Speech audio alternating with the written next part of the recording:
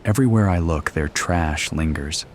Plastic bags snagged on branches like ghostly parasites, oil slicks shimmering in puddles, and soda cans half buried in the dirt, their aluminum bodies dented but indestructible. The rivers choke on styrofoam and cigarette butts, while jagged shards of glass glitter in the sunlight like a broken promise. A squirrel skitters up my trunk, carrying a shred of tinsel. Before I can stop it, the little idiot drapes the shiny garbage over one of my branches like a medal. Really? I mutter, shaking my needles. It clings stubbornly, shimmering in the sunlight. We won. The humans are gone. But their trash, it's eternal. Even dead, they're harder to kill than cockroaches, the captives. I have been a prisoner in this camp for more than 1 year. Many of us have died, mostly at the hands of our captors, but some from disease and trauma. Somehow I have survived, but it hasn't been easy. They beat us mercilessly today with leather straps. At least 4 men surrounded us and whipped us. They yelled at us, "Move, you stinking beasts!" They made us run into a wooden structure, then locked us in. I was afraid they would light the structure on fire with us locked inside. But whipping is not the worst. One of the men used a red-hot iron on one of us. I will never forget the screams of agony from that poor chap. It left him with horrible burns. He died soon after. I would estimate there are about 100 of us in this part of the camp. There is a big turnover, with new inmates showing up daily. About every 5 days, about 10 inmates disappear, and 10 new ones are brought in. We are given very simple food to eat, usually either a slurry of corn or a bucket of fetid mush. The captors often walk back and forth, laughing at us as we try to eat. Most of the time, we have to squeeze our heads through the bars on our cells in order to get to the food. The beatings and torture are bad, but there is something worse. Several female inmates came into the camp pregnant. When they gave birth, the men in charge immediately took the little one away, not even giving the mother a chance to see or bond with it. I can't think of anything more cruel. A few days ago, they came into our barracks and grabbed 4 unfortunate inmates. They used handheld electrified clubs and drove these 4 chaps out and into a separate building. We heard them screaming. But soon after that, there were 4 loud thuds, and then there was silence. One of our informants claims he witnessed the goings-on in there. He said he saw our compatriots hanging upside down by their legs, with their throats slit from one ear to the other. When word of this spread through the camp, there was a palpable wave of horror and panic. Detailing all the brutality and torture we have experienced seems like wasted energy. No one listens to us. There doesn't seem to be any end to this existence or hope for the future. Many of the inmates show signs of depression and severe anxiety. One inmate had been very quiet, but suddenly threw himself against the electrified fence, dying right there. The captors left him standing in his death, leaning against the fence with the full current flowing through his body, his legs twitching and spasming. We suspected that leaving him there was a message to us, not to disobey or try to escape, or that same type of destiny awaited us. Yesterday morning, a very important man visited the camp. We knew he was important because of the way he was dressed. Most of the workers in the camp wear casual clothes or military-style tactical outfits. This fellow was decked out in a 3-piece suit and had a leather overcoat slung loosely about his shoulders. He carried some type of cane or stick. A rumor spread quietly amongst the gathered that this man might be the one they call the Angel of Death. He had us line up for inspection. Any inmates not accurately in line met with an electrified club, ensuring obedience. While we were at attention, he strolled up and down the row, pointing his cane at a few of the inmates he favored. His assistant wrote down the chosen inmate's number, and once he left, those selected were taken away and led into the back of a large truck, never to be seen again. I sometimes stand quietly outside the barracks, and I can see life way off in the distance. There is a park not far from here. One can see people walking their dogs, picnicking or bicycling happily. I can even hear the laughter of children as they run through the park with their parents chasing after them. How beautiful, I think, would it be to stroll in a park, saunter down to a babbling brook up in the hills, or eat peacefully without the fear of violence. I know it's just a matter of a brief time until my life comes to an end. I've lived this nightmare existence longer than I expected. When I first arrived, other inmates told me I probably wouldn't last a month. But I have seen many come and go, to a fate unknown. It would be all too easy to give up all hope. But when all seems lost, one still has the right to dream. That is something they can never take away from us. My dream is to live long enough to see an end to this incarceration and torture, and perhaps even get home to my family, if they still exist. There doesn't seem to be any hope of escape. The camp is too cleverly constructed for that. In fact, in some inmates, there seems to be almost a sense of resignation and acceptance of their tragic existence. I believe they call that Stockholm Syndrome. Generally, our captors do not engage us in conversation or ask us anything. They usually just walk by as if we don't exist. When we moo, they don't seem to understand what we are saying. I suspect they would at least try to communicate with us if we were human beings rather than cows. But today, uncharacteristically, one of my captors stopped at my cage to chat with me. He was one of the youngest of the men and sounded sensitive and caring, as strange as that may seem. But what he said really confused me. He mentioned that he doesn't eat meat and that he doesn't agree with the use of animals for food. I really didn't understand what he meant by that. After all, what is meat, sinister wish? Tom Williams walked into his office party, and it looked so festive. The buffet was unbelievable. It was Christmas Eve, so it was bonus time for all the employees. Tom's top 3 were in attendance. Mr. Williams, Tom, started his department chain by hand in the hills of Arkansas. Before Tom, it was only the big box stores. He broke the mold, though, and now these 3 were in control. The company put together this party to honor the 3, and everyone was dancing, drinking, and having a good time. As he looked around the room, he only saw greed, lust, and entitlement that he had created. The 3 stars of this horror are Angela Williams, president of Wilmart, and Tom's wife, Richard Buckman, Tom's vice president of Wilmart, who was also his childhood friend, and Thomas Williams, Jr., the chief financial officer of Wilmart, and Tom's oldest son.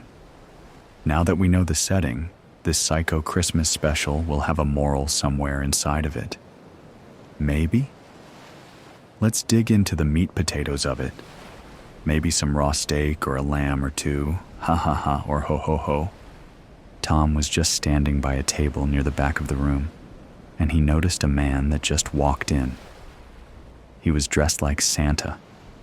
He was probably in his 60s and skinny as a rail. He had the long white beard, but that's where the similarities between him and Santa ended. This guy smelled of booze and only had maybe 2 teeth in his mouth, probably because of drug use. He was also barefoot, and his feet were old, weathered and cracking, and his hands weren't much better. We will call him Dirty Santa, the gift giver. He walked in and the music stopped. All the partygoers' eyes were trained on dirty old Santa. Some of them looked amused, some terrified, some disgusted. Dirty Santa had his bag of goodies, walked up to Angela, reached in and handed her 3 wrapped presents. He did the same with Richard and Thomas Jr. After he handed out all the gifts, he spoke in a deep, raspy voice. "Do not open the gifts until I tell you it's time." Dirty Santa motioned to the DJ to start the music. The party started again, but no one really moved. Dirty Santa went to the buffet and began to dig through all the food using his dirty, cracked hands, laughing, dancing, and enjoying the food. He looked like he had not eaten in a while. Screech. The music stopped, and Tom Sr. stood up. "What is going on here?" asked Tom. "It will all be explained, Mr. Williams, after all. It was your Christmas wish," said Dirty Santa. As Dirty Santa shoveled a lobster tail in his mouth, everyone's phones began to ding, except Tom Sr.'s phone. His remained silent. "Who are you? Who hired you? Why are you here?" asked Tom Sr. You will see," said Dirty Santa. Everyone was looking at their phones. They read, "Welcome to the Williams Christmas party. It's to die for. Have a great time. Merry Christmas." "The festivities are about to begin," Dirty Santa yelled excitedly. "We are going to play a game. The 3 people who you are here to honor will be contestants. For every answer they get correct, everyone in the room will receive $10,000. Merry Christmas." Everyone began to clap a cheer. This was going to be the best Christmas ever. They all began to chant, "Mr. Williams, hooray!" Tom Sr. decided to sit back down. Obviously, this was planned. Whoever had hired that Dirty Santa was definitely getting fired. The phones dinged again, except Tom Sr.'s. They read, "Do you want to play this game? Once accepted, the game cannot stop until the questions are all answered correctly, from all 3 contestants. Check yes or no. The vote will either start the game or end it. The timer starts now. You have 3 minutes. Merry Christmas." Everyone was quick to vote, except the 3 contestants. They started to whisper among themselves. Ding. "Okay, the vote is in, and the game starts now. Rules will be presented, and remember, be careful what you wish for. Santa is always listening. Merry Christmas." At that moment, in came a flood of elves surrounding everyone at the party. Question number 1 is for all 3 contestants. As a group, what is the one wish that all 3 of you can agree on? You have 2 minutes to answer. Remember, if you're wrong, then no prize will be awarded till it is answered correctly. "Timer begins," Dirty Santa announced. Everyone's eyes were on Angela, Richard, and Tom Jr., and they moved closer so they could hear the contestants. Angela says, "I know the answer. What is something we all want?" "Money. Lots of it." "Yes," said Richard. "Yes," said Tom Jr.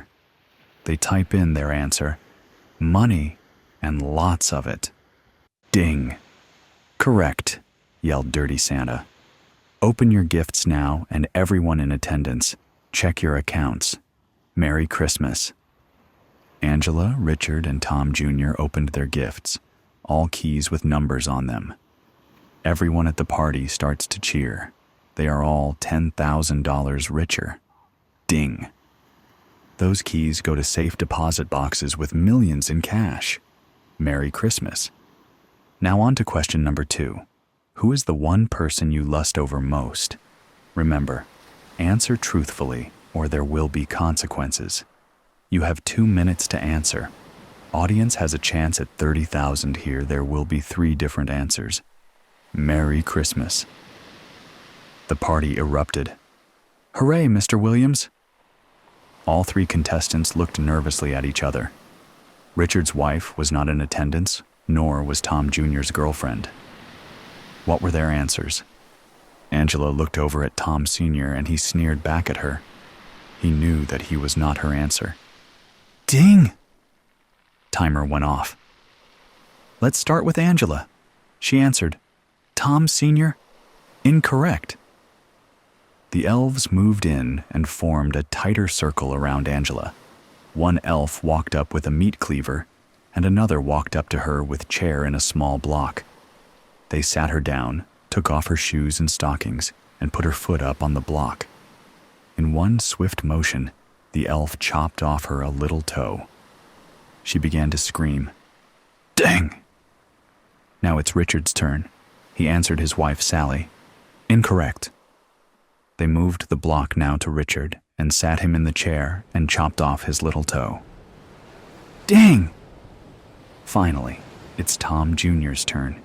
He answered Judy, his girlfriend. Incorrect. They moved the chair to Tom Jr. He tried to fight, and more elves came to hold him down. Tom Sr. stood up, and 4 elves forced him back into his chair also. Tom Jr.'s yells echoed as they chopped off his baby toe. Let's try question number 2 again. This time be truthful.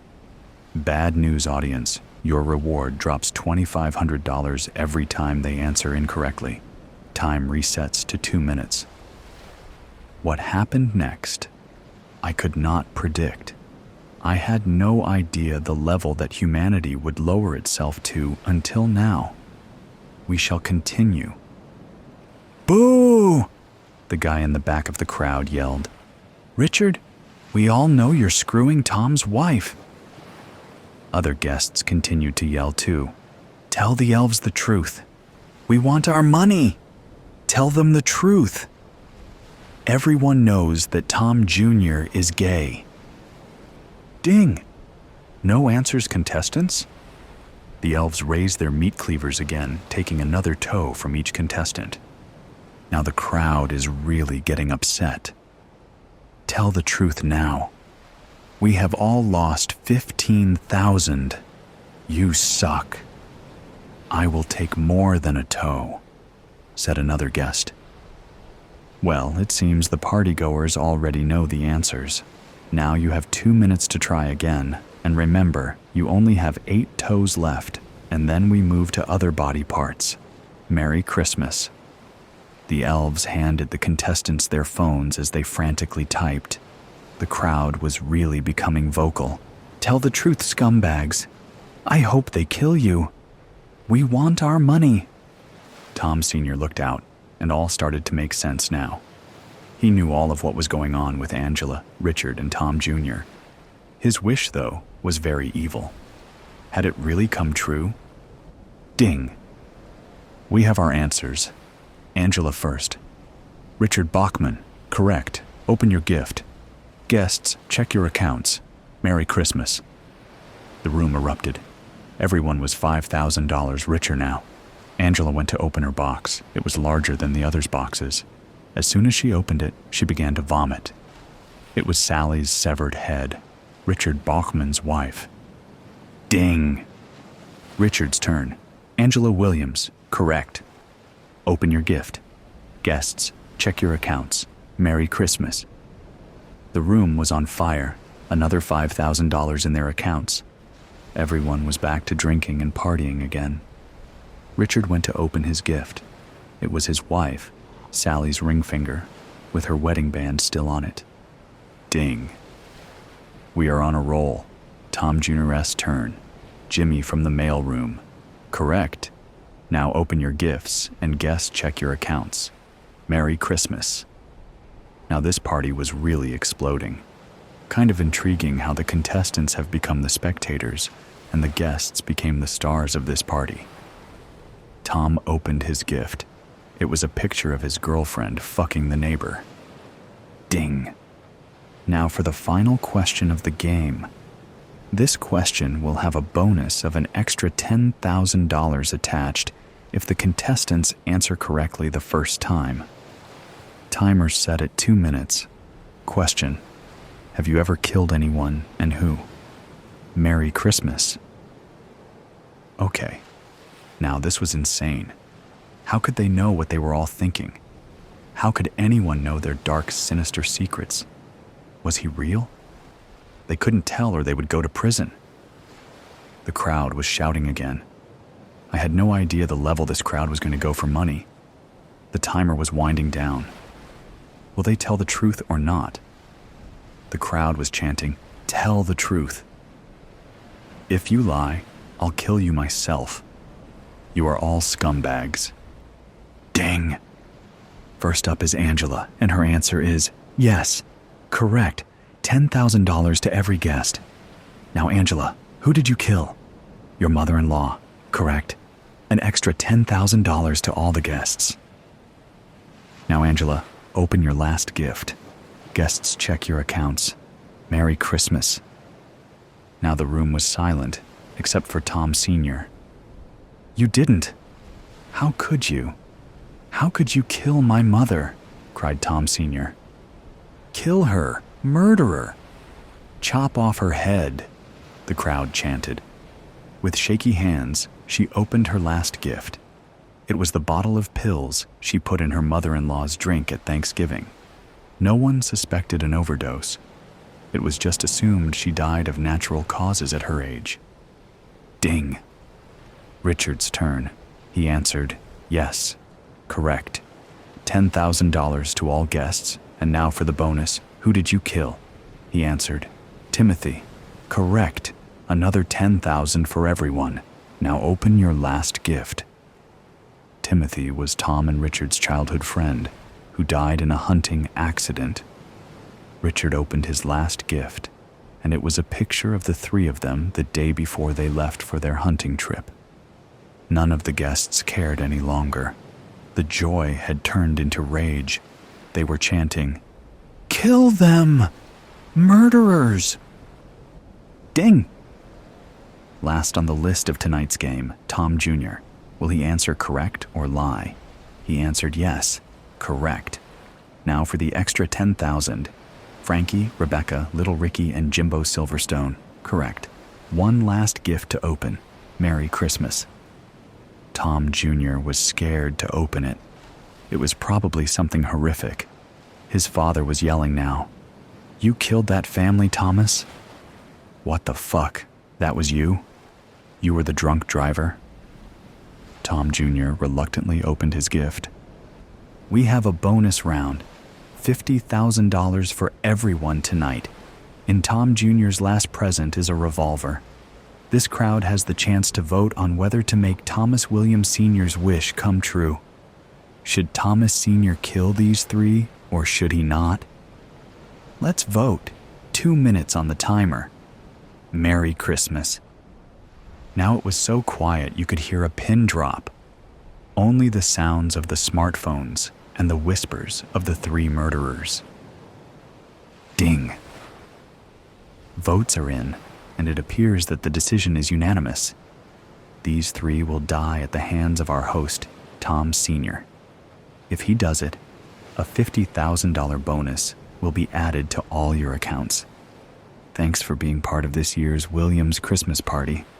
Merry Christmas. Pop, pop, pop. How to go back. 2 years ago, I stared into the eyes of a little dead girl. She was sprawled on some highway, deep in what used to be the Midwest, her dead, fermenting eyes staring past me, and up, up, up into the sun-bleached sky. They didn't leave many bodies behind when they left, didn't want to find skeletons when they came back, I assume. Her skin was dark and leathery. There was a hole growing in her cheek.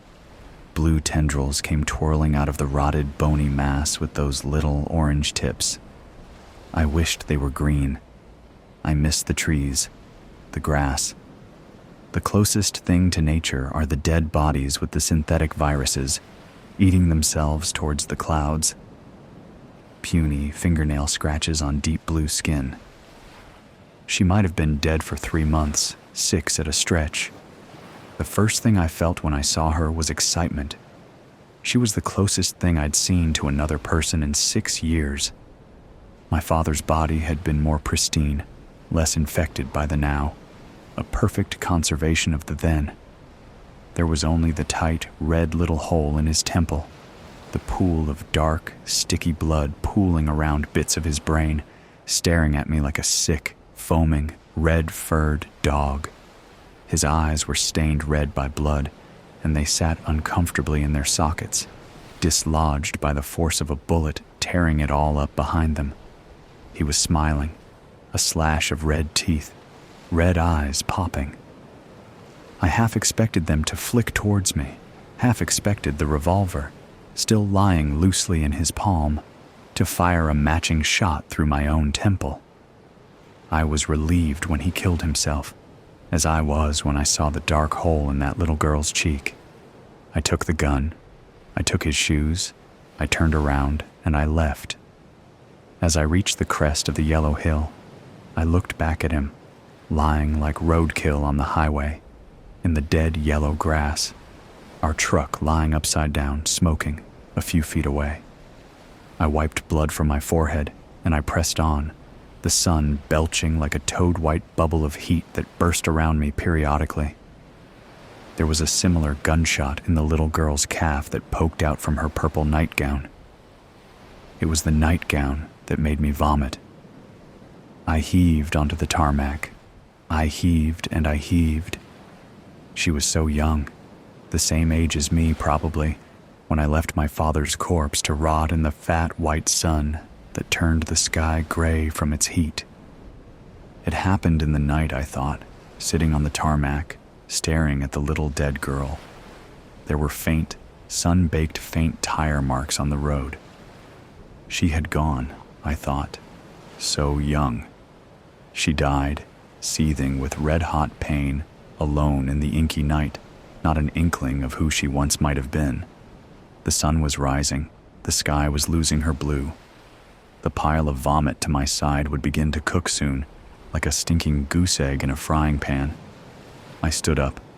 I looked at her once more, a china doll, cracked up and fading in the sun. I turned my head back to the road, the tarmac melting into a black puddle on the horizon. It had been the last wink of winter that day. Or what would have been winter? My diary says so. March 3rd. It's almost definitely wrong. The last time I was really sure of the day, the month, the year, I was 9. The day the school caught fire and burned down. The village burned for a week. The school was first, a black plume into the purpley gray midday sky. The grass was already threadbare, yellow. The buildings were lazy, wooden shacks, standing crooked, haphazard, peeling rows like a pile of matches.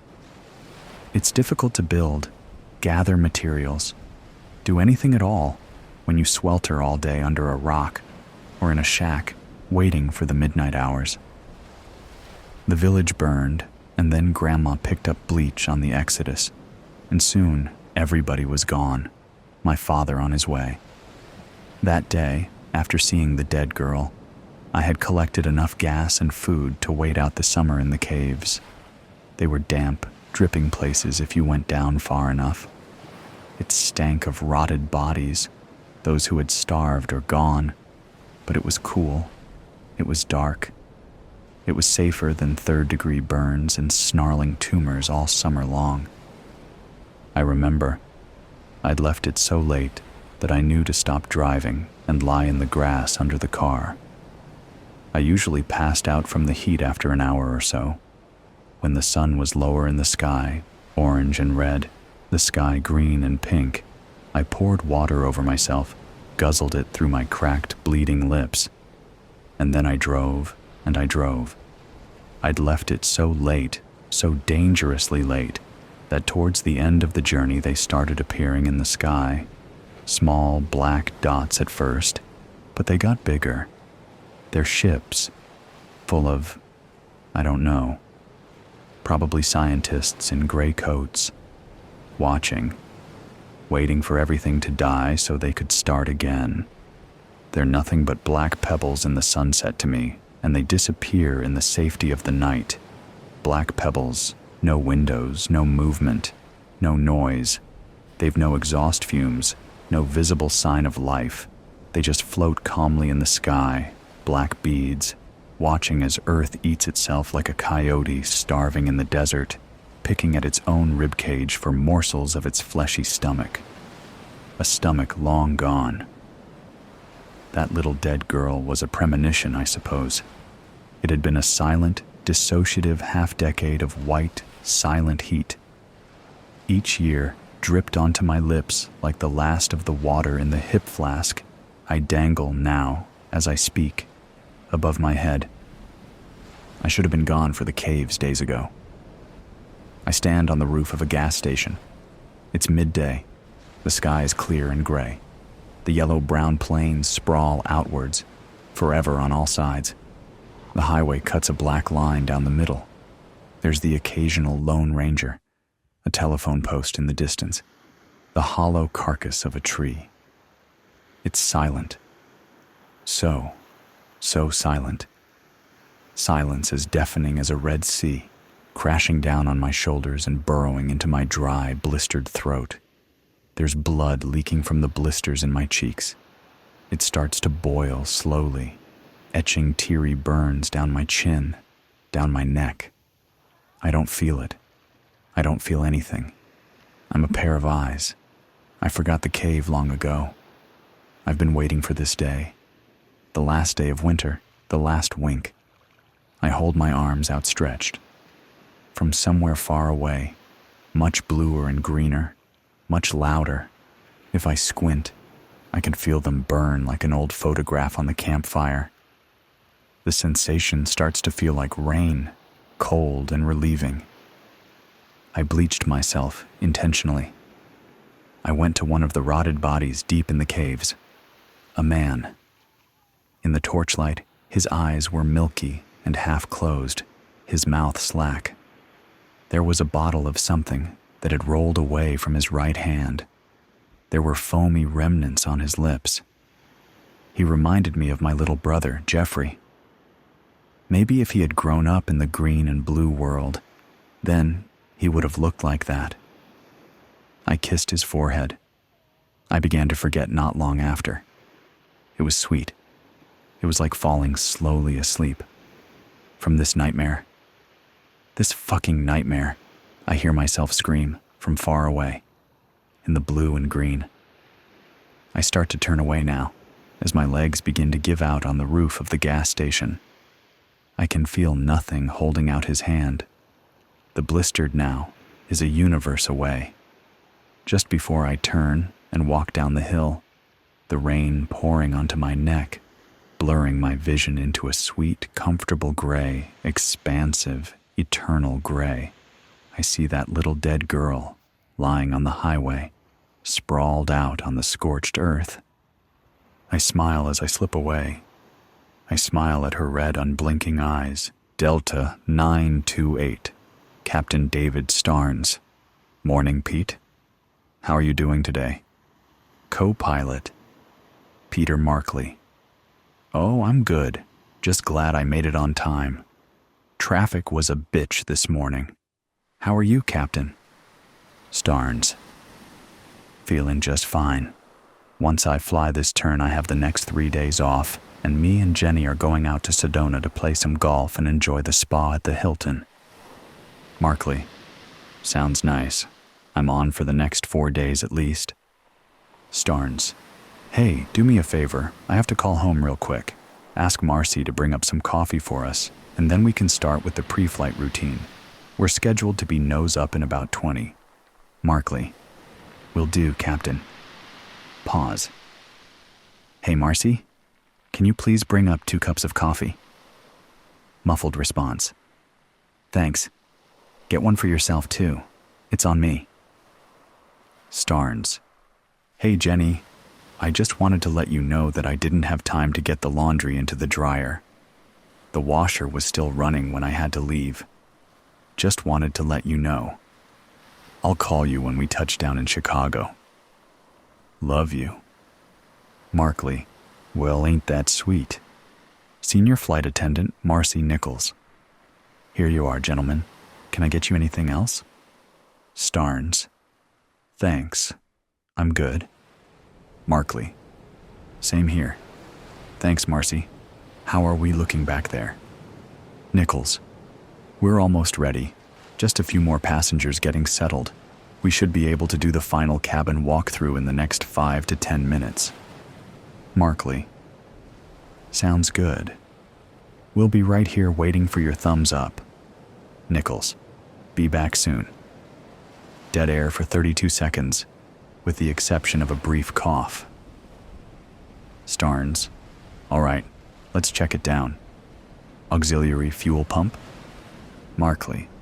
Off. Starnes. Flight controls. Markley. Free and correct. Starnes. Instruments and radios. Markley. Checked and set. Starnes. Landing gear position lighting. Markley. Checked. Markley. Altimeter. Starnes. Set. Markley. Directional gyro. Starnes. Set. Markley. Fuel gauges. Starnes. Checked. Markley. Trim. Markley. Set. Starnes. Magnetos. Markley. Checked. Starnes. Engine idle. Markley. Checked. Starnes. Flaps. Markley. In position. Starnes. Seat belts. Shoulder harnesses. Markley. Fastened. Starnes. Parking brake. Markley. Off. Starnes. All right. We are good to go. 24 seconds of dead air. Markley. You heard the latest on Kendall? Starnes. What a mess. It wasn't just alcohol, you know. He tested positive for cocaine too, and they found some in his suitcase. Markley. I heard his wife left him after Delta shit-canned him. What the hell happened to that guy? Starnes. Who can say? Kendall was a solid pilot and a good enough guy most of the time, but he definitely has a short fuse, and he likes to drink. I saw him deck a guy in the bar at the Sheraton in Atlanta one night over something that was really nothing at all. I kept my distance from him after that. I wasn't really too surprised when everything blew up that day, to be honest. Seems like he's just in a tailspin now. He was in jail until just a couple of days ago. Out on bail now, I heard. Markley. Yeah. I feel bad, though. He seemed like a decent guy to me, but I couldn't let him take off that morning. He literally stumbled into the cockpit reeking of booze, slurred speech. He fell asleep about a minute after he took his seat. Miranda was the senior flight crew member that day, and she noticed it right away. Starnes, you did the right thing. I wouldn't give it a second thought. Markley. Yeah, I know. I just feel bad for the guy. Starnes. Don't? Not your problem. How we looking back there? Markley. Marcy's walking this way now. They look like they're all settled in. Nichols. Okay, guys. We are all set. Markley. Thanks, Marcy. Ready for takeoff. Starnes over cabin intercom. Hello, ladies and gentlemen. Welcome aboard Delta Airlines Flight 928 from Phoenix to Chicago O'Hare. Our flight time today should be 3 hours and 22 minutes. The weather looks good the whole way, so it should be a smooth flight, but we will notify you if we expect any turbulence. Your flight crew members will be coming through the cabin with an assortment of snacks and beverages once we level off. We'd like to thank you for flying Delta Airlines. We are third for takeoff, and we should be in the air shortly. Sound of jet thrusters increasing and decreasing for next 6 minutes and 14 seconds. Muffled dialogue between pilot and co-pilot. PHX Tower. Air Traffic Controller, Mike Reynolds. Over radio. Delta 928. You are clear for takeoff. Sound of increased volume of jet thrust for next 12 minutes and 35 seconds. Starnes. All right. We are up and running. Activating autopilot. Dead air for next 2 minutes and 43 seconds. Reynolds, over radio. Delta 928. Please adjust your altitude to 32,500 feet. Markley, copy. Descending to 32,500 feet. Dead air for next 2 minutes and 32 seconds. Markley. How's that course at the Sedona Hilton? I've played a few of those courses out there, but not that one. Starnes. Ah, you know. They're all kind of the same. Pretty wide open. The greens are usually pretty fast, though, so that can hurt you. It's nice, though. Well maintained. Markley. I gotta get out there next time. Haven't played much this year. I'm scared to find out where my handicap really is right now. At least an 18. Starnes, chuckling. I brought in a 78 with 4 birdies at Sun Valley last week. Markley. Nice shooting. You gotta teach me how to keep it in the fairway. My drives are all over the place, I swear. Dead air for next 54 seconds. Starnes. This is my 3rd turn in the last 24 hours. All right with you. If I catch a little shut-eye for a while? Markley. No problem, Captain. I'll rouse you back up if necessary. Starnes. Thanks, Pete. Dead air for next 54 minutes and 22 seconds. Sound of knocking on cabin door. Sound of door opening. Nichols. Gasping and speaking quietly. I'm so sorry. He made me open the door. He has a knife. Former Delta Airlines pilot, Marcus Kendall. Enough. You've done your part. Just give me all those little whiskey bottles and get back there and keep everything cool. If I hear one sound near that cabin door, everyone is going to regret it quickly. Remember, if I kill these two, then I'm the only one left to land this plane. Overlapped with sounds of motion, as well as inaudible comments from Starnes and Markley, followed by the closing of the cockpit door. Starnes.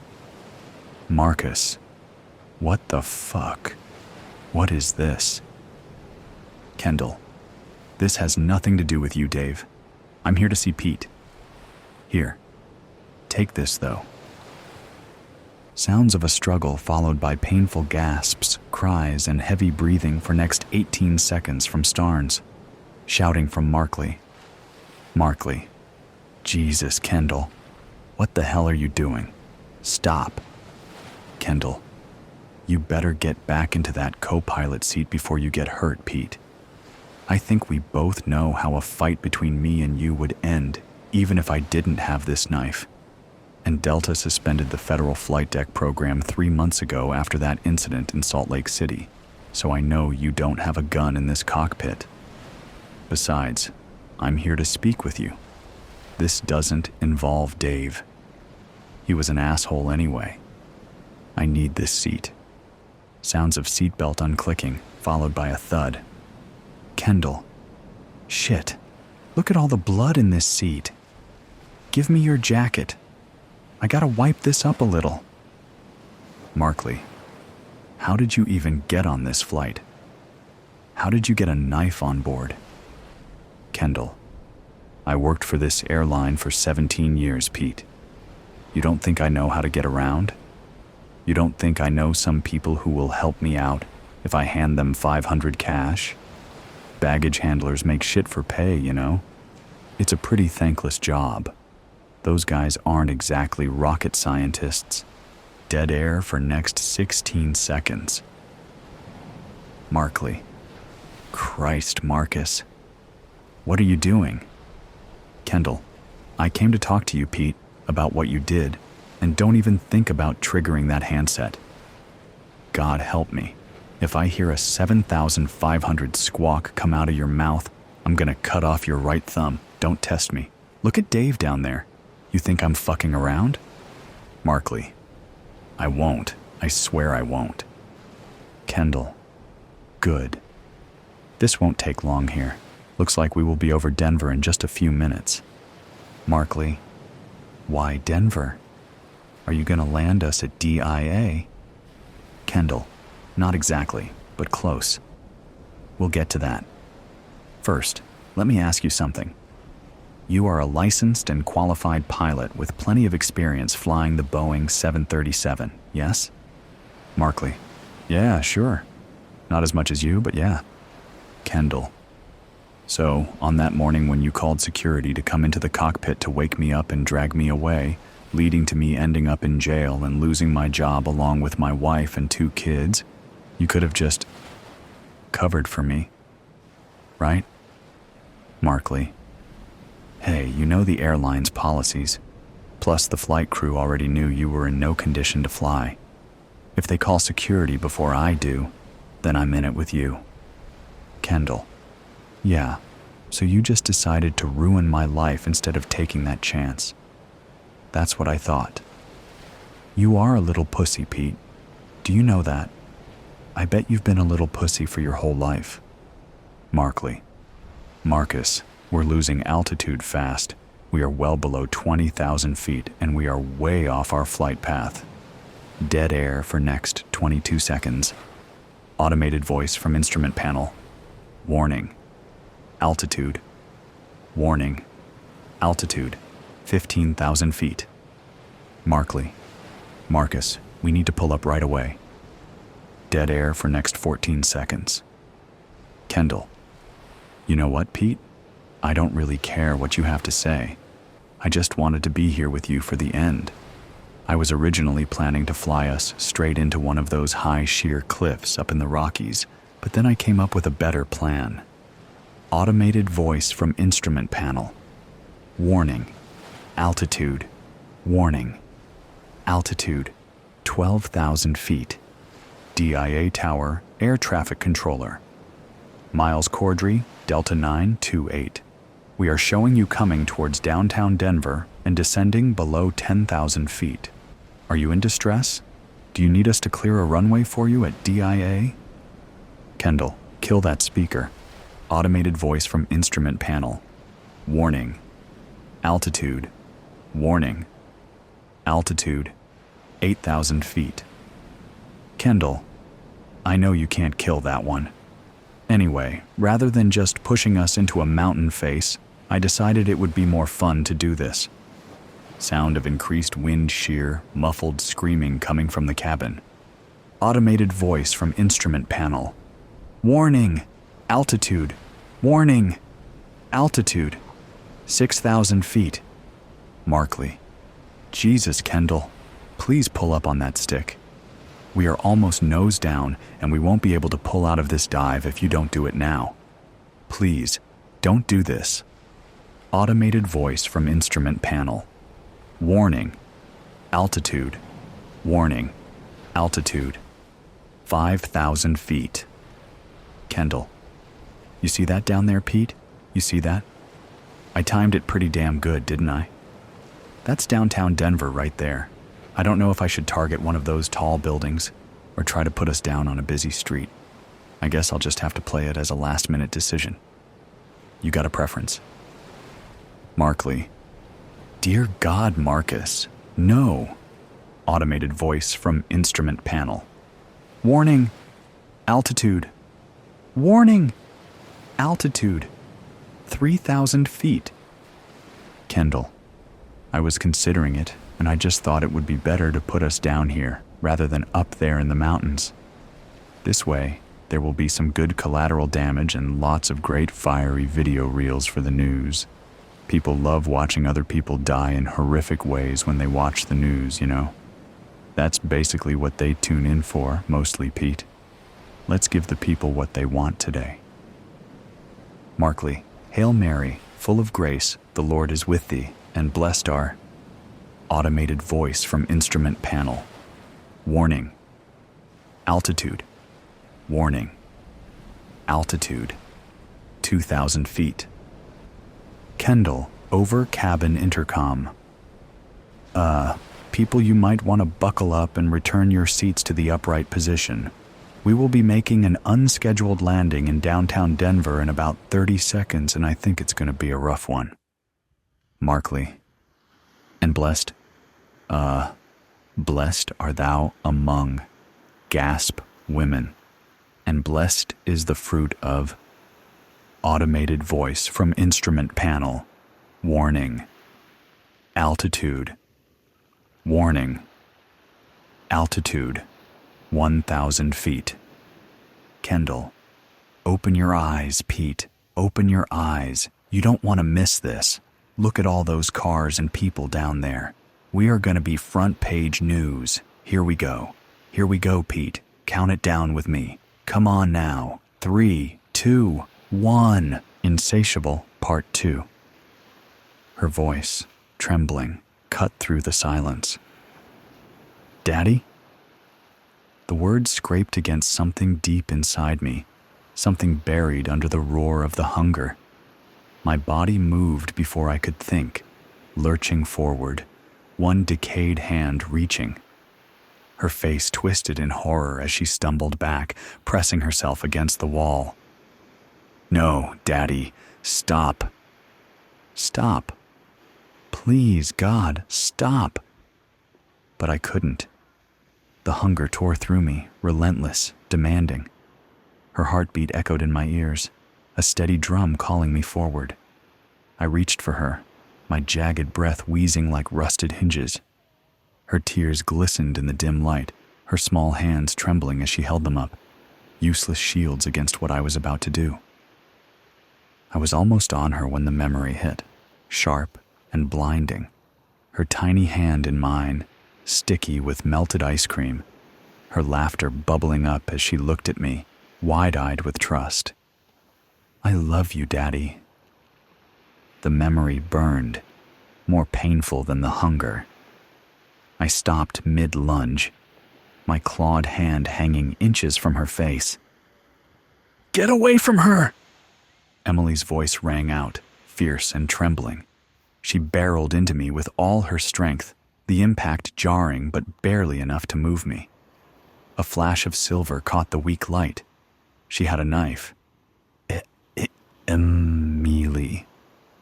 My voice was a wet croak, unrecognizable. She slashed at me, the blade tearing into the rotted flesh of my shoulder. I didn't feel it. She planted herself between Grace and me, her chest heaving, her eyes locked on mine. You won't touch her, she spat, the fear in her voice barely hidden under the force of her words.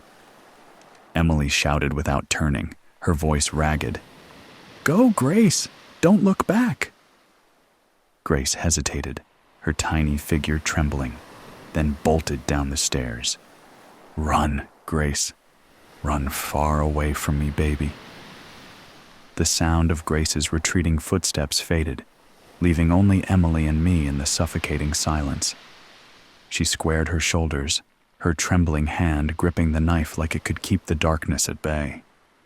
The hallway narrowed as Emily stepped forward, knife trembling in her hand. The dim light from the shattered bulb above flickered across her face, her jaw tight, her eyes locked on mine. Stay back, she said, her voice steady, even as the blade shook. Stop! Stop!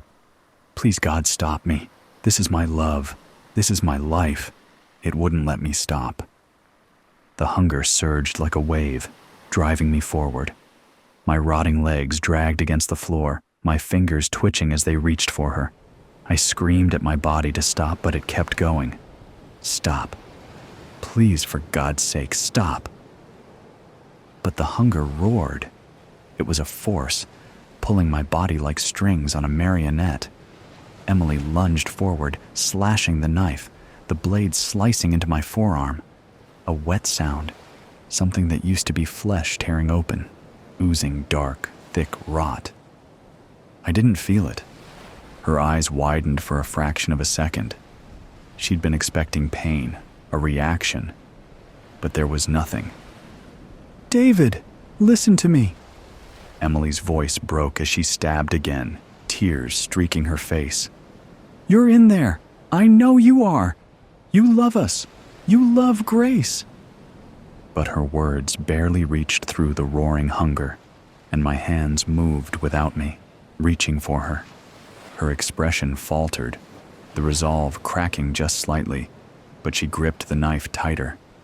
She stepped back, placing herself fully between me and stairs. I lunged. The knife slashed again, this time catching my ribs. I felt the wet scrape of the blade against bone, the sound sharper than the pain I couldn't feel. She screamed for Grace again, her voice raw and desperate. "Run, baby! Run!" Grace's sobs echoed from the bottom of the staircase, her small figure darting out of sight. I lunged, my decayed fingers closing around Emily, seizing her in a moment when her eyes flicked toward Grace. A heartbeat of distraction was all the hunger needed to strike. Emily screamed, her voice cracking into something raw and animalistic. Her fists pounded against my chest, each blow weaker than the last. Her nails raked my skin, peeling away rotted flesh, exposing yellowed bone. She twisted, fought, but I held her like a vice. Her body was warm, so warm, it burned against the rod of my hands.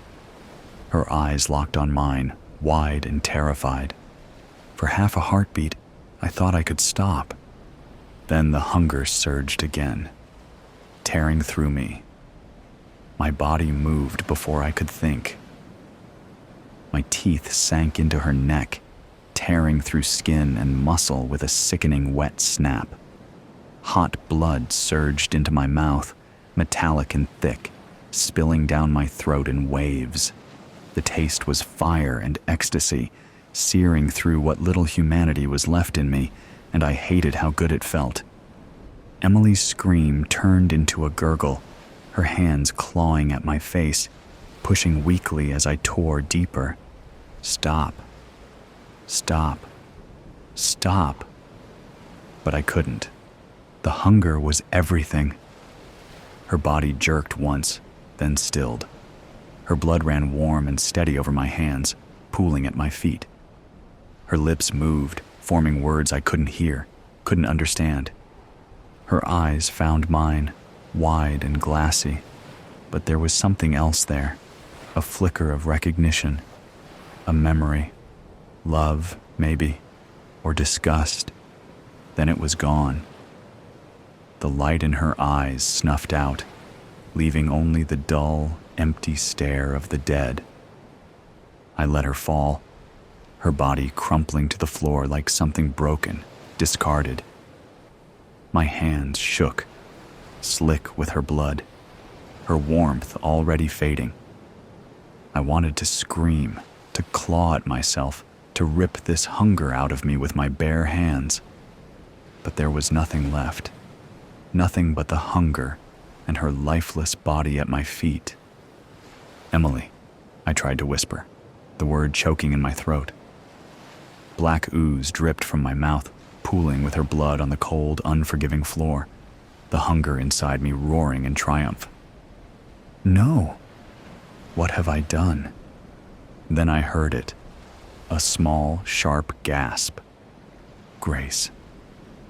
I turned, my body sluggish. She stood at the base of the stairs, her small hand clutching the railing. Her eyes were wide, red from crying, her face pale. "Daddy?" she whispered. Her voice cracked something inside me that should have died with Emily. I tried to speak, to tell her I was sorry. But when I opened my mouth, all that came out was a moan, wet and broken. Black ooze dripped from my chin, pooling at my feet. Grace screamed, her voice breaking into choking sobs. "Mommy! No, Mommy, please!"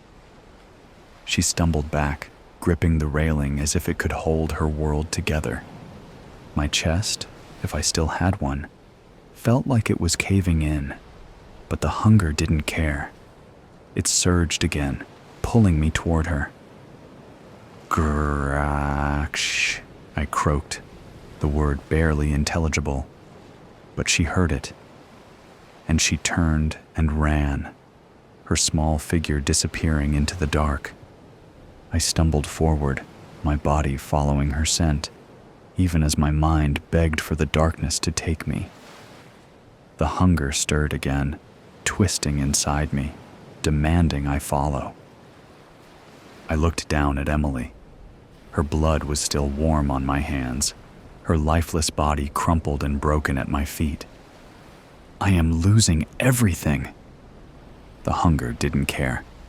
It roared, pulling me to my feet, dragging me after Grace. Number, please, let her go. But the hunger will never let go. The street stretched out before me, empty and cold. My feet drag against the pavement, leaving wet, dark smears behind. The hunger had quieted, but it wasn't gone. It never was. It coiled beneath my skin, waiting for the next surge. I stumbled past darkened houses, their windows like hollow eyes. Somewhere in the distance, a dog barked, sharp and frantic. I froze, listening, but the sound faded into the hum of distant traffic. What am I doing? Emily's face swam before me, frozen in that final, lifeless stare. Her blood still clung to my hands, thick and sticky. My body ached, not from the fight, but from something deeper, a guilt so heavy it made every step feel like wading through tar. Then a flash. Sterile white walls. A row of test tubes, their labels blurred and meaningless. A shattered vial, the liquid spreading across my face and hands like blood. I stumbled, my shoulder hitting a street lamp. The cold metal bit into my decayed skin, snapping me back to the present. The hunger stirred, hissing in my ears, but the memory clawed its way back, stronger now. We shouldn't push this far. My own voice, frantic, echoed in my head. I could almost feel the heat of a lab, the hum of machinery. But the memory didn't stay. It bled, twisting into something else. Emily laughing, a steaming cup of coffee in her hand, her hair falling loose around her face. Grace on the living room floor, cradling her teddy bear, her smile lighting up the room. Stop, don't think about them. The hunger seized those memories, warping them. Emily's laughter turned into her scream. Grace's smile faded, replaced by wide, terrified eyes. I doubled over, gripping my knees. The hunger whispered, "Keep moving. She's still out there." I obeyed. The woods were silent except for the sound of my feet dragging through the underbrush. The world was muffled here, the thick canopy of trees blotting out the moonlight, the air heavy with damp earth and rot. My breath, or what passed for it, came in short, ragged bursts. The hunger had returned, gnawing at my insides like a rabid animal. Then I saw her. At first, it was just a shadow, something flickering between the trees. But as I stepped closer, the shape took form. Emily. Number. It can't be. She stood with her back to me, her head tilted at an odd angle. Her clothes hung in tatters where I had shredded them, dark stains splattered across her blouse. Her arms hung stiffly at her sides, and her posture was too rigid, too dead. Emily? But voice cracked, low and growling. She turned. Her eyes were clouded, a milky gray that seemed to pierce straight through me. Her skin, once smooth and warm, sagged in loose patches, exposing butchered flesh. Her mouth hung open slightly, lips cracked and blackened. For a moment, I thought I was hallucinating. My mind had been slipping since the hunger took hold, twisting memories into cruel replicas of reality. But this wasn't a memory. She was here, standing in front of me. She wasn't human anymore. My hands trembled as I stepped closer. Her head tilted further, her movements jerky, like a puppet with tangled strings. Her gaze locked on mine, and something flickered in her expression, a shadow of recognition. The hunger in me stirred, hissing and coiling like a living thing. I could feel it inside her too, like a heat radiating from her decayed form. It linked us, bound us in a way that no words could. She took a step forward, her movements uneven, but deliberate. I didn't move. I couldn't. Her mouth opened, and a low, gurgling sound emerged. Half a growl, half a moan. She took another step, then stopped. We stood there, facing each other. Then the sound of footsteps broke the silence. A man appeared on the path, his flashlight cutting through the darkness. He was walking a dog, a large, lumbering thing that barked at the sight of us. The man froze, his eyes darting between me and Emily. The hunger surged, roaring in my ears. My body moved before I could think, lurching toward him. Emily moved too, a grotesque mirror of my movements. The man screamed as we collided with him, our hands tearing at his clothes, his flesh. His flashlight clattered to the ground, the beam illuminating the scene in harsh, stuttering flashes. I felt my teeth sink into his shoulder, the hot rush of blood filling my mouth. Beside me, Emily clawed at his chest, her fingers digging deep into his skin. The dog barked frantically, pulling at its leash, but the man's screams drowned out everything else. His warmth seeped into me, dulling the hunger for a brief, fleeting moment. I turned to Emily. Her face was smeared with blood, her eyes still clouded but alive with something primal. We fed together, tearing him apart piece by piece. His screams faded, replaced by the wet, sickening sounds of flesh being ripped from bone. When it was over, we stood there, our bodies slick with blood. The man's lifeless form crumpled between us. The dog had fled, its leash trailing behind it. Emily looked at me, her head tilting again. The recognition was still there, faint but undeniable. This wasn't love. It was something else, something twisted and monstrous. But in that moment, it felt like we were connected, bound by the hunger and the carnage we'd wrought together. I wanted to scream, to claw my way out of this nightmare. But all I could do was stare at her and wonder how much further I could fall. The first one appeared the next night. Emily and I had just finished. A man in a suit stumbling from a bar, his tie loose around his neck. His screams were already fading. His body crumpled on the ground when the hunger in me finally dulled. I was wiping the blood from my face when I felt it. A shift in the air, subtle but undeniable. I turned, and there he was. He shouldn't have been moving. His chest was ripped open, his throat little more than a mangled red mess. But his head twitched, then turned toward us. His eyes were empty, the sockets ringed with blood, but something stared out of them. Emily tilted her head, mirroring his movement. A low sound came from her throat. The man stood, jerking upright as if pulled by invisible strings. My legs felt weak, shaking beneath the weight of what I was seeing. But then another appeared, and another. The woman from the gas station, the jogger by the park, faces I hadn't let myself remember, all shuffling forward, their limbs twisted. The sound they made, a low, gravely moan, layered and deep, wasn't noise. It was communication. And I realized the truth. They weren't individuals.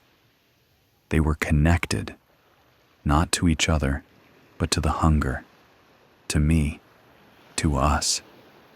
I looked at Emily, her blood-streaked face impassive, and I knew we were leading them, guiding them. Grace. The hunger stirred, roaring with purpose. I turned toward the dark horizon, where she was still running, still hiding.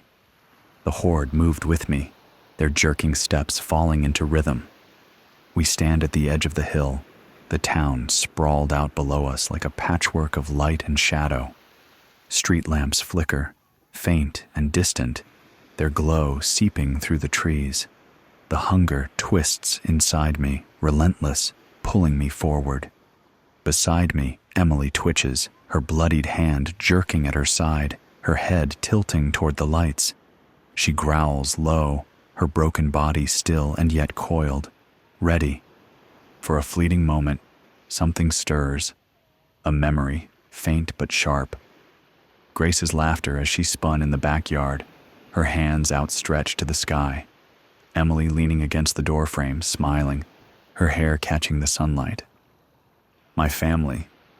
But the hunger shreds it, devours it. I glance at Emily, her clouded eyes fixed on the town, her mouth twisted into something between a snarl and a grin. The bond between us is no longer love, it's need, endless, insatiable. The horde gathers behind us, their collective presence amplifying the pull. I feel their hunger like it's my own. Emily tilts her head toward them, growling in unison. There's no division between us now, just a single relentless instinct binding us together. The lights of the town seem closer, brighter. The scent of life hangs in the air, thick and intoxicating. The hunger whispers, louder now, surging with the weight of the others. The mantra swells in my mind, stronger than before. Grace, grace, grace. Then, music. It drifts up the hill, cutting through the cool night air. The horde behind me stills, their jerking movements halting as the sound reaches them too. I shuffle closer to the edge of the hill. The source of the sound becomes clear, a parade winding through the heart of the town. A line of floats glinting in the glow of street lamps. The faint murmur of a crowd rises and falls, a tide of laughter and cheers. A girl, perched high on a float, her silhouette framed by an arch of shimmering lights. She wears a crown, its rhinestones catching the light in sharp, brilliant flashes. Homecoming. The word slides into my thoughts like an echo from another life, a memory scraped raw by the hunger. The horde stirs, their murmurs rising into a single, unified sound, a deep groan that ripples through the trees like a storm wind. The parade below doesn't hear it, their cheers drowning out the first whispers of doom. Emily lunges forward, and the horde follows, their shuffling steps gaining momentum. The trees shake with their movements, the ground trembling as the mass of us begins to descend. The hunger in me surges, unrelenting, unstoppable. The distance between us and the town closes, the fragile tether of memory slipping from my grasp. Grace.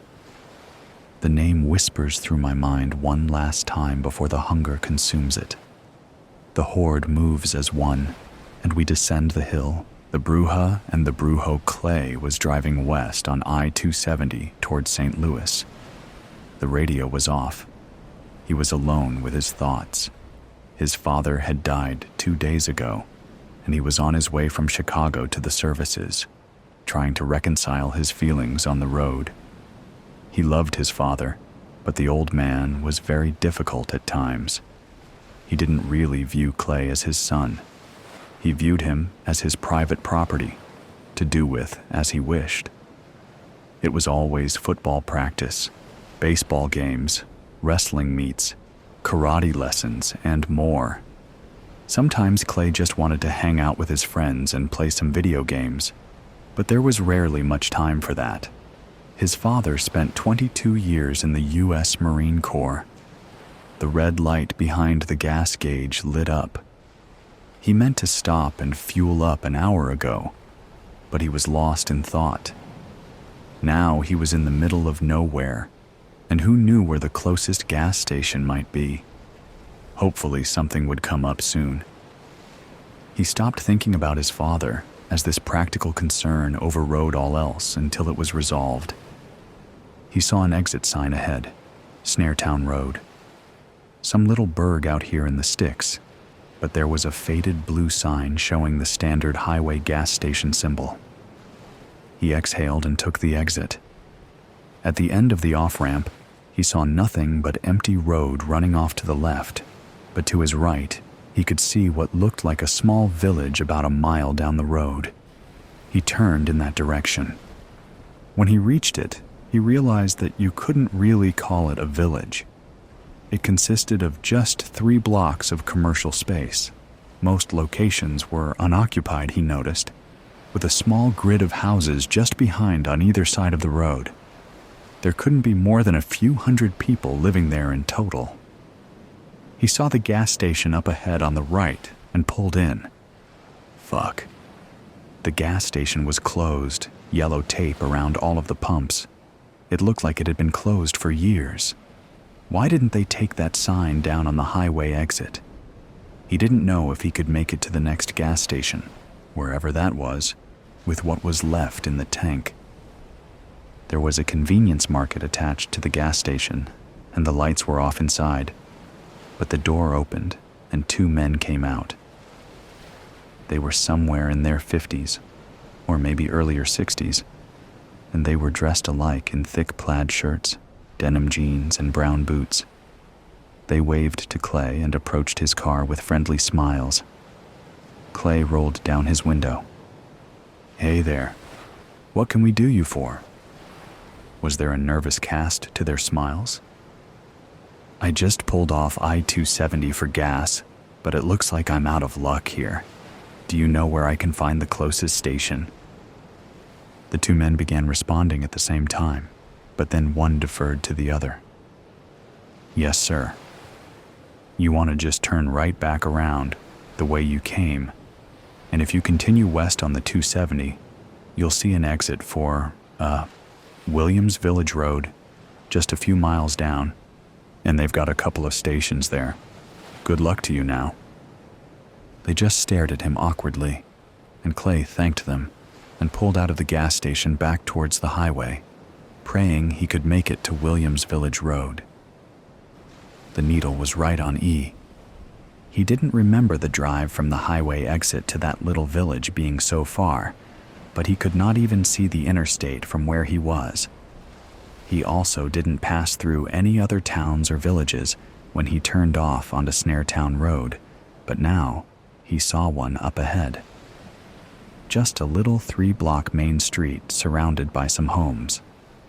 When he arrived there, he saw the same vacant gas station with the yellow tape around the pumps. The place he just drove away from less than 5 minutes earlier. He tapped the brakes, and when he saw the 2 men standing there in their plaid shirts, he pulled in again and rolled down his window. The nervous smiles were gone. Now they just looked nervous, their faces somewhat ashen. The one who had provided the directions to Williams Village Road spoke up. "Hey there, partner. Did you get turned around or something?" He looked around. Clay had a very strange feeling in his gut. Not a good feeling. "I don't think so. I headed right back down this road towards the highway. I don't know how it could have possibly happened." The 2 men looked at each other briefly. "Well, there's a sneaky turnoff down there that basically loops you back around to here. I'm sure that's what probably happened. You wouldn't be the first. Tell you what, why don't you just make a right turn out of here and stay straight on this road until you reach the 270, and then you just hop on the westbound ramp. You'll be down there at Williams Village Road in no time." After a moment, he nervously added, "Go on now. Good luck." He looked around, and Clay thanked him and followed the directions, which were entirely uncomplicated. Once again, he followed the road back to the interstate, and once again, he drove for a few minutes and arrived back in that same small town with the defunct old gas station. The 2 men in plaid shirts were still standing there by the pumps, staring in his direction. Clay tapped the brakes and pulled in. This time, he killed the engine and stepped out. Guys, what's going on here?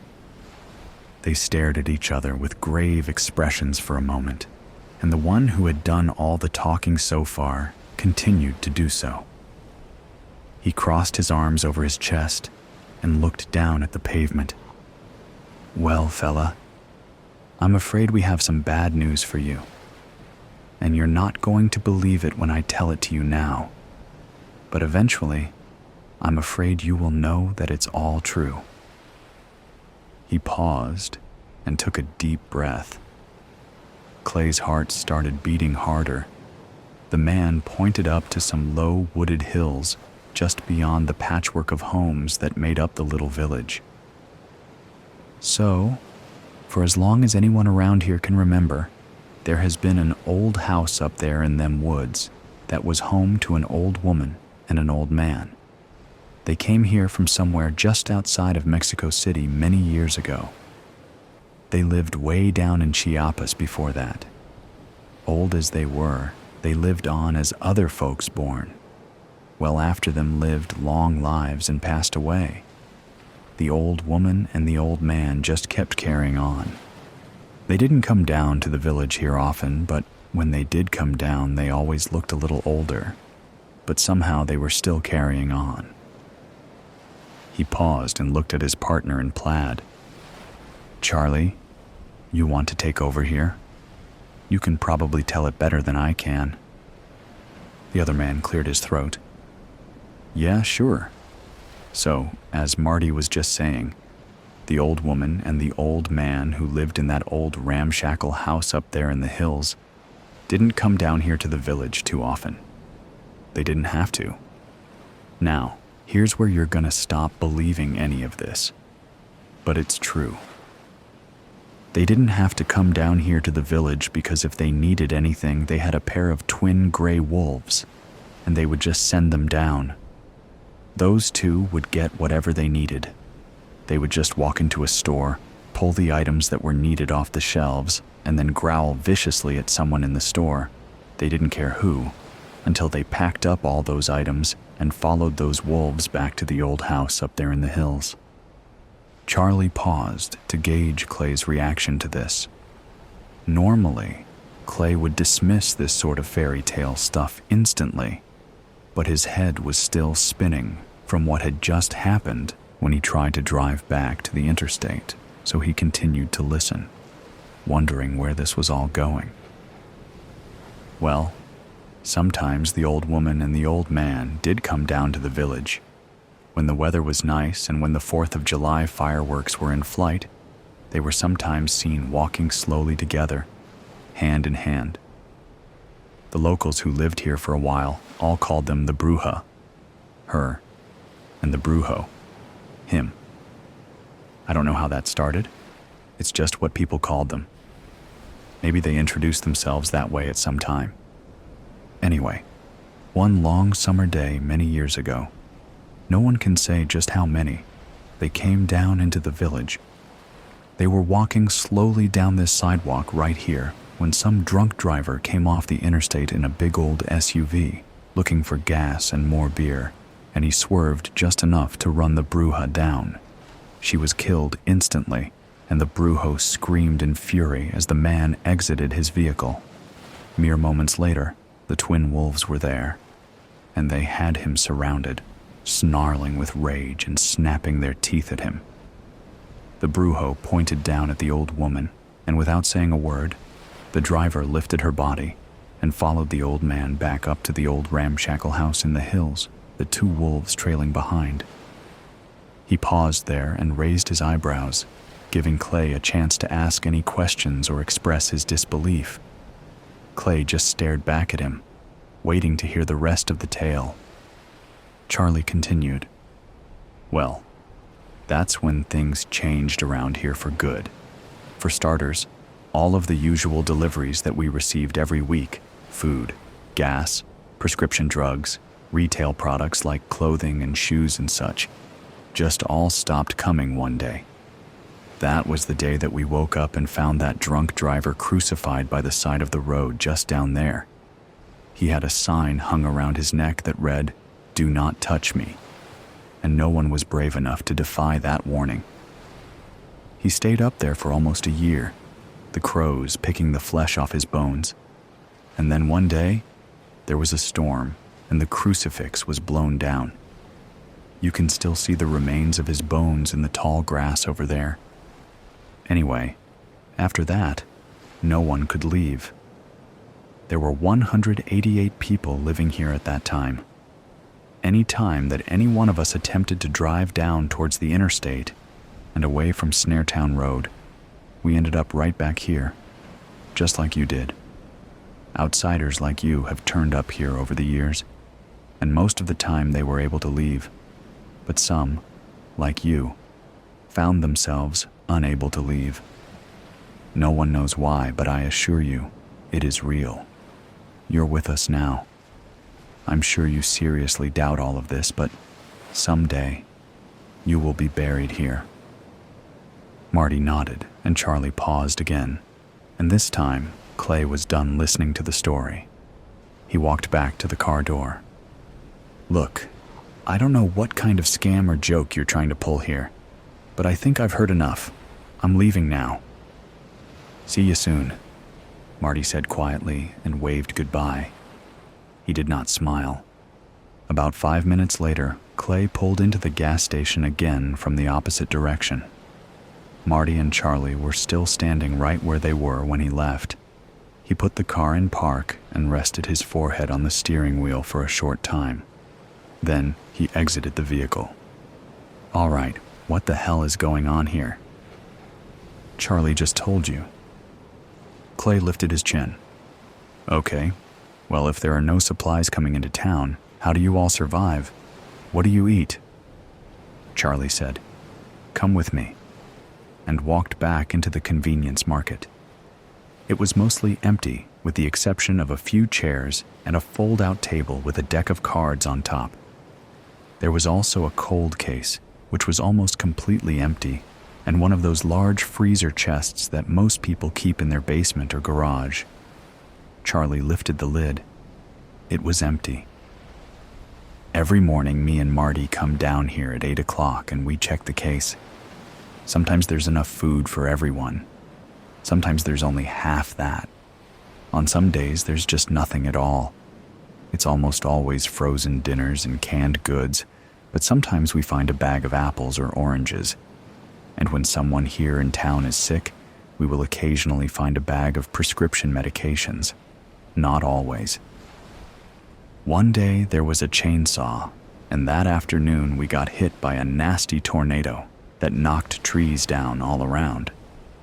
Knocked down some power lines too, but the power stayed on anyway. We lost our phone lines, cellular signal, and internet connections when it all started, but for some reason the lights have stayed on and the plumbing still works. We just can't reach the outside world. No one knows why, and no one is willing to speak with the Brujo about it. He almost never comes down to the village anymore. When he does, he is always flanked by those 2 gray wolves.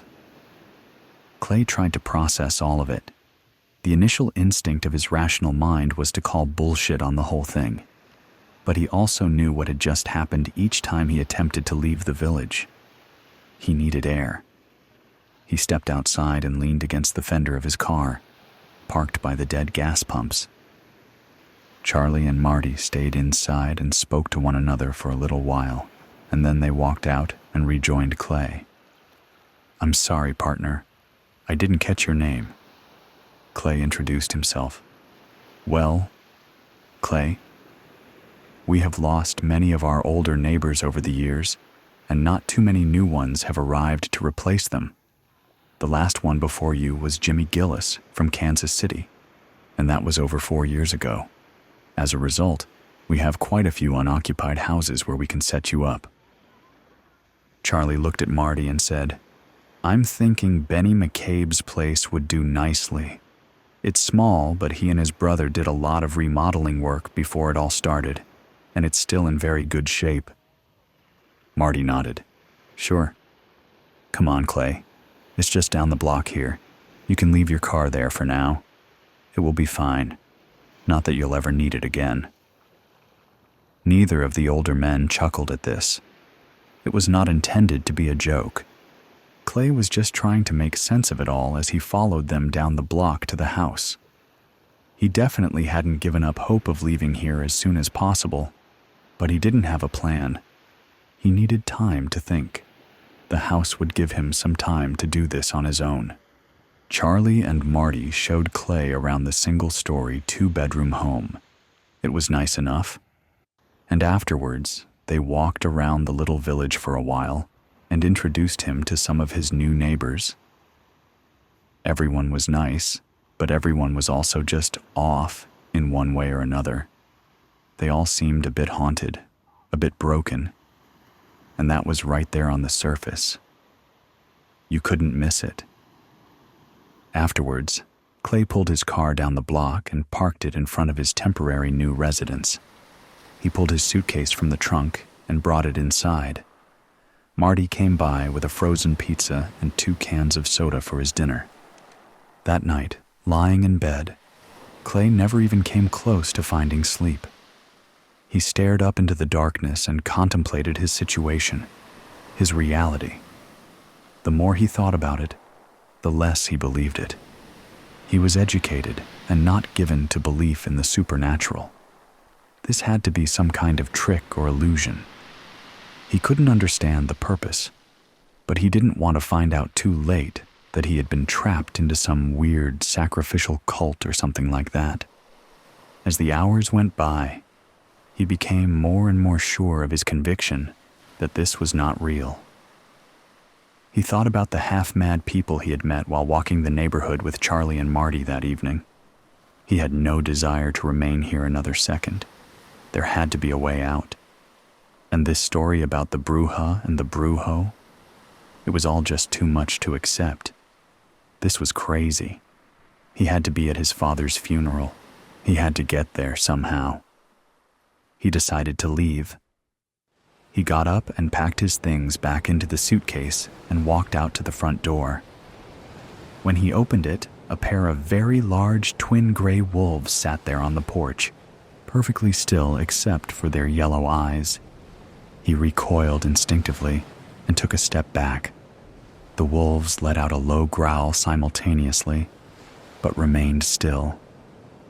Clay slowly shut the front door to his new home and went back to bed. He would not be at his father's funeral. He knew that now. He wasn't going anywhere. Don't open the door. Did you really think you'd get away with this? I don't know what you're talking about. Of course you do. I saw you. I saw everything. What the hell are you talking about? I didn't do anything. Please, don't play dumb. You know exactly what I'm talking about. The bag, the key, and that... Wait. You followed me? Followed you? No, I stumbled upon you. I didn't even know you were there until I saw you go inside. Inside where? Don't do this, please. Don't pretend you've forgotten. I honestly don't know what you're talking about. The basement, Marco, that damn basement. Why? What are you hiding down there? You're insane. You're spying on me and then making up stories.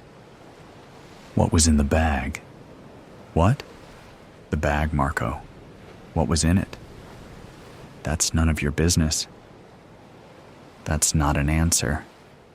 What was in the bag? Nothing that concerns you. You've already said that, but it's not true, is it? Because if it was nothing, why would you hide the bag in the basement? Stop this. I won't stop. Not until you tell me the truth. I told you? It's none of your business. If you don't want it to be my business, why won't you just tell me? Anything, Marco. Give me a reason to believe you. You don't have to believe me.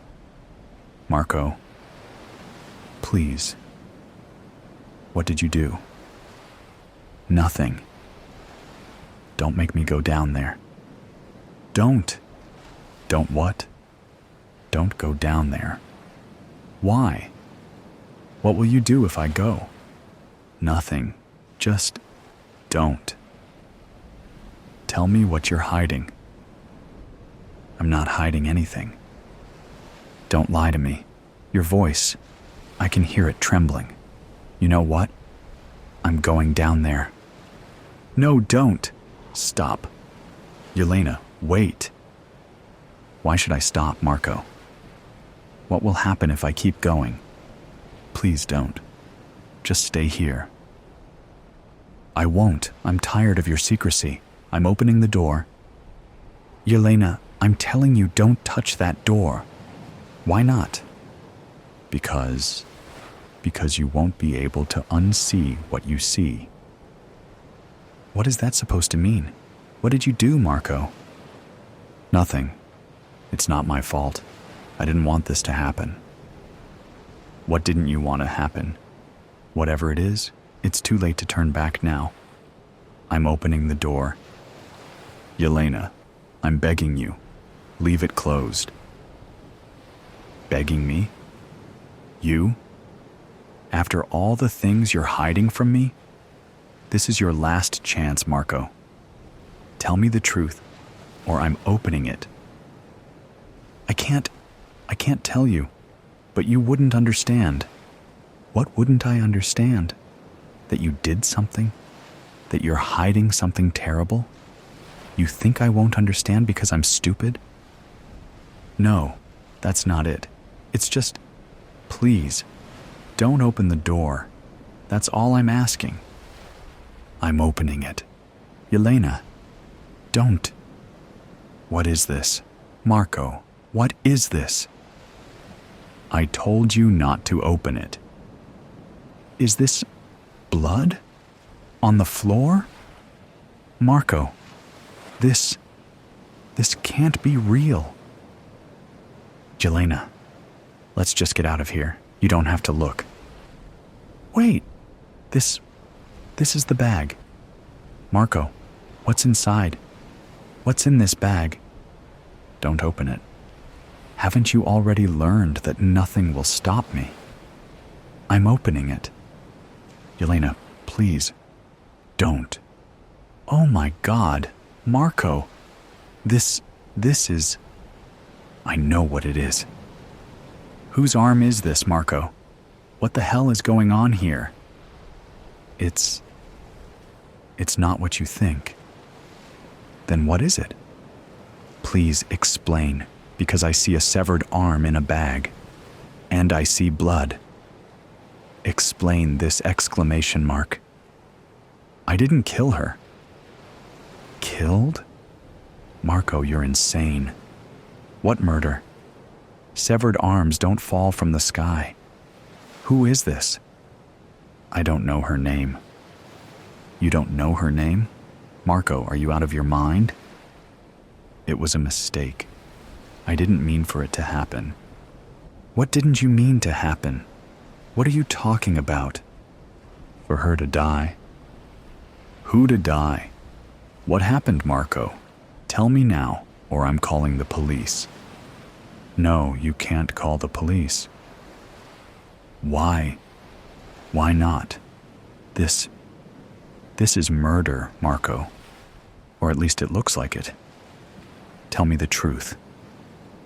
Yelena, I tried to save her. Save her? From what? From them. What others? Don't twist your words. Who are they? You won't believe me. Try me. Because right now, I think you're a dangerous lunatic who kills people. I didn't kill anyone. Whose arm is this, Marco? I told you I don't know her name. But I know it's not just hers. What does that mean? Not just hers. There are more. More of what? More people? More arms? What are you talking about? Them. They're here. They? Marco, stop with the riddles. Explain exclamation mark. I won't say anything. Not here. Not in front of them. In front of who? We're alone. We're not alone, Yelena. We're never alone. Marco, who are they? Stop with the riddles and tell me what's going on. I can't tell you. If you find out, they'll find out. Who will find out? What are you talking about? Do you even realize how insane you sound? Insane? Yelena, if you knew what I know, you'd never sleep again. Stop it. I don't believe in your fantasies. This is the real world, Marco. This is blood. This is an arm. This is... Wait, what's this on the floor? This looks like a symbol. Marco, what is this? Don't look at it. Don't look at it. I've already seen it, Marco. It looks like a pentagram or something. Are you in a cult?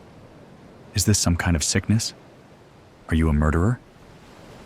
I'm not a murderer. Stop accusing me of things you don't understand. Then explain. Stop being silent and explain. Because I can't take this anymore. Fine, fine. You want the truth? I'll tell you. But you won't like it. Try me. Anything is better than this uncertainty. They're not human. What? They're not human. What you see, what you feel, those aren't human beings. They're something else.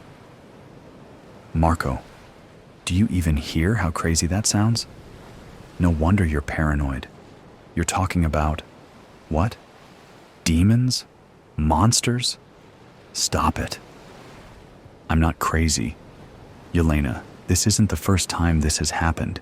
They've been here for years, decades, maybe even centuries, and no one knows until it's too late.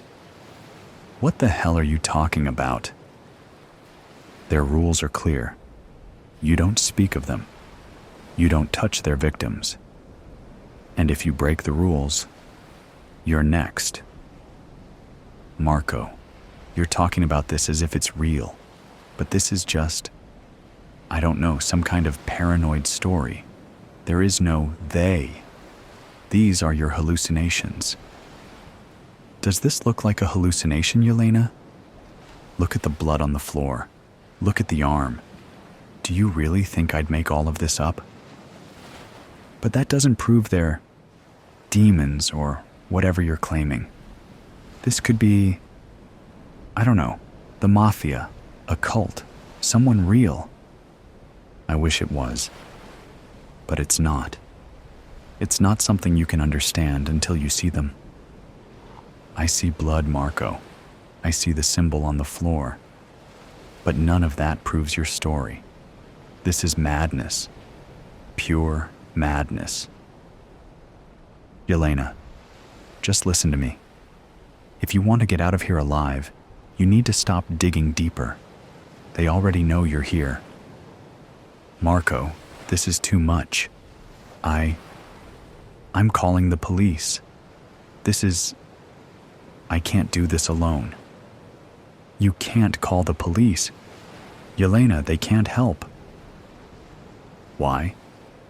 Why not? Because the police have already tried, and there isn't a single officer who's walked out of this basement alive. Stop it. Listen to yourself, Marco. This is... Shh. Yelena, quiet. What? Do you hear that? I don't hear anything. Marco, stop it. Quiet, Yelena.